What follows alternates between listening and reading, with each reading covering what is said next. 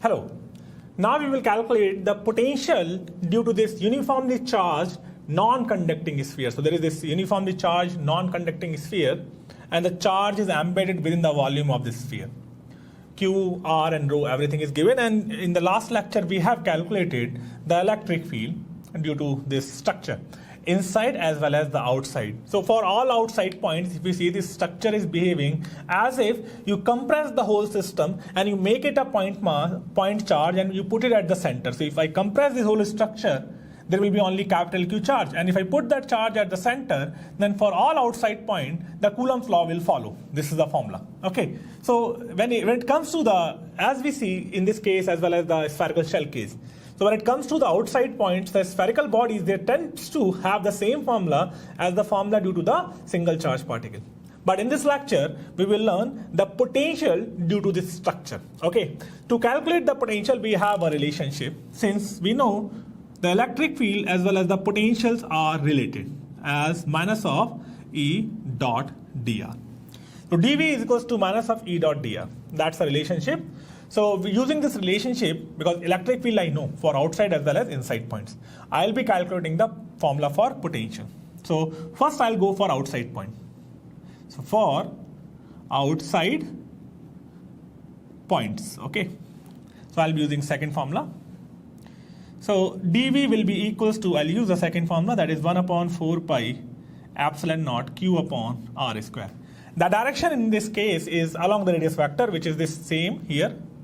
So r cap dot product of dr, because the electric field is in the outward direction if charge is positive.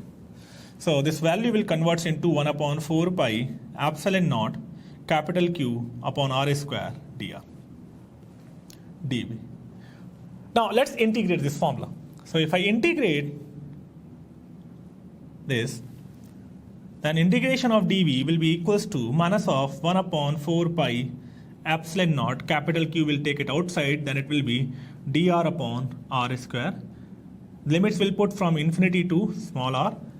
So when the particle is at infinity, when we are calculating the potential at the infinity, it is generally defined as 0 V. Okay. So now let's integrate. Integration of dV will give us V. So V from 0 to some general VR, and that is equals to minus of 1 upon 4 pi epsilon naught capital Q. Now the integration of 1 upon r square is 1 upon r minus of 1 upon r. That's from infinity to r.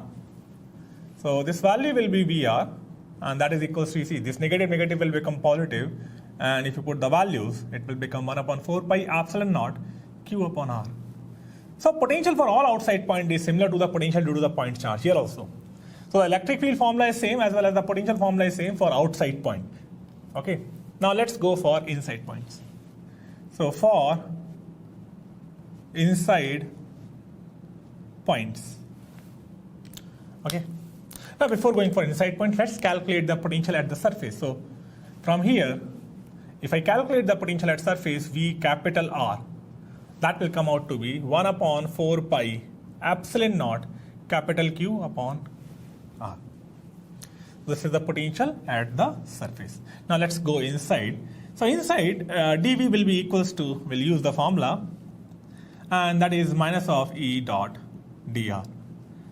And that will be equals to minus of 1 upon 4 pi epsilon naught capital Q upon r cube r dot dr. Okay, so let's take the dot product. It will be 1 upon 4 pi epsilon naught capital Q upon r cube r dr, that is your dV, and now we are going to integrate this. If we are going to integrate this, it will be dV is equals to minus of 1 upon 4 pi epsilon naught Q upon r cube integration r dr. Now in this case, we are going to integrate from the surface to some general point, inside point actually, because you see at the surface we know the value of potential. So that is V capital R, and this is VR. So basically lower limit I am taking as at the surface, because at lower limit I know the potential because this is the potential. Because you see, electric field is a continuous function. So if electric field is a continuous function, then the integration of electric field, which is the potential, has to be the continuous function. That's a mathematical relationship. So if potential is a continuous function, then at any common point, potential has to be same. So common point in these two cases is surface. So we calculated the potential at the surface using the previous formula, and same should be the potential at the surface in this case also. Because electric field was the continuous function, similarly, potential has to be the continuous function. Okay, so let's integrate this. So integration of dV will give you V. Limits will put from V capital R to V small r, and that is equals to minus of 1 upon 4 pi epsilon naught Q by R cube. And this will give you R square by 2. Okay. So the value will be VR minus V capital R. Let's put the value of V capital R. That is 1 upon 4 pi epsilon naught capital Q upon R. And that is equals to, I'll multiply this minus inside. Let's do it later on. 1 upon 4 pi epsilon naught capital Q upon R cube, R square by 2 minus capital R square by 2. Let's take this value there. If I do that, the potential at inside points will be 1 upon 4 pi epsilon naught capital Q upon R. That I am going to take common. So the remaining thing will be 1. Let's do one thing, take R cube common. If you are going to take R cube common, then there will be R square. So basically you are multiplying R square here as well as the above.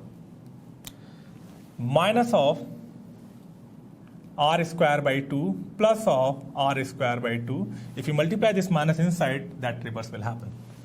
So the potential will become 1 upon 4 pi epsilon naught capital Q upon R cube. This is, and 3 by 2 capital R square minus R square by 2. Let's rewrite this formula one more time. Then VR will become 1 upon 4 pi epsilon naught capital Q. This 2 I am taking outside upon 2R cube. 3 capital R square minus small r square. This is the potential for all inside points, and this is the formula we have to memorize. So thing is, this is some different formula. If you think about the formula for potential for outside point, that formula is similar to the formula in case of point charge. So we don't have to memorize it. The moment we know that spherical bodies for outside point behave as if they are a point charge, we know the formulas corresponding to point charge. But in this case, for inside point, the formula is a little bit interesting. This formula we have to memorize because many times examiner directly asks this formula directly asks the question which will utilize this formula. Because you see, if I have the formula for potential, I have the formula for potential energy as well as, because the relationship between the potential energy and the potential is U R is equals to Q times of whatever charge there will be, VR. So if I know the formula for potential, electrostatic potential, I know the formula for electrostatic potential energy as well. So this is the formula, we will be memorizing this formula. Now one thing we can observe here when we talk about the spherical body, and first of all it has to be non-conducting. Why non-conducting? Because if this body is conducting, then we are not sure what kind of charge distribution there will be. You put the charge here, that charge will go somewhere. Because if it is conducting, charge is not stationary there. So since we are talking about the non-conducting body still now actually, because in case of non-conducting body, you can distribute the charge upon your will. So this is the non-conducting sphere we are talking about. And if this is uniformly charged within the volume, in that case, when we talk about the outside point, this whole system behave as if it's a point charge. Meaning we will be compressing the whole sphere, and after compressing it, we'll be putting it at the center. But when we go for inside points, so inside point, the formula for potential changes, as well as the formula for electric field also, that becomes interesting because the electric field for all inside point, if you see, there is this formula, is proportional to R, because all these things are constant. Or if you want to have a vector formula, this is the vector formula. So electric field is proportional to R. So it is linearly varying as you move away from the center, electric field also.